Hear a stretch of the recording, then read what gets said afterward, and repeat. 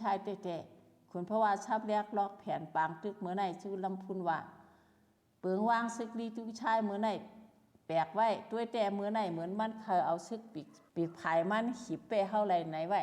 เฮาตีไรหันกันอยู่เจ้าก้อนซึกเฮาพกเหงกว่าตึกปีกภายจู้แรงนาวายเสลำพุนอ่อนซึกออกกว่าเย้าคุณเพราะว่าแผนการปันต้องผ้า5ตีอ่อนซึกเฮา3เพลงตึกจุมดีตุ้งชายตีเฮ็ดแกงซุ่มเสียถวาย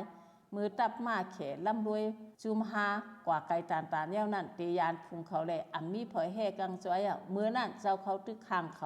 เขาตีอ่ำตั้นหางแห่นหนังก้อนซึกสีแห่หามแห้งตึกเข้าไหลมือนั่นแต่เขาตินตีเปะต้องผ้าหับปึงแผนเย้าอ่อนซึกมันสุดอยู่ไว้ภายหลังเสียงตีนมาเรียนปั้นนานกว่าจูเตียวนาแขเสคุณเพราะว่าห้องเปล่าดีจุงชายเมื่อเลี้ยวเก่าออกมาจูเมื่อเย้าแนะนำกัดซึกเมื่อต่อเก่าลูกซ้อมปิวสีกำเลือดซ้อมซึกลงแขนนั่นแพทย์คอนออกมา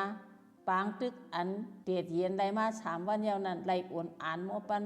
ย้อนเสียงห้องเสียงแสนตับมาแขนนั่นอยู่ตับดูจุงชายเข้าหลอกซึกได้คุณเพราะว่าก้อนตับมานั่นไหนก็ตั้นไหลเอาเลี้ยวปัก8-4-5 กำกวยคุณเพราะว่าเจ้าต่อยกองถอยเขาปางตึกในเย้าไว้แหน่เย้าแลลีจุงชายอ่อนกวนมันดำรวยจอ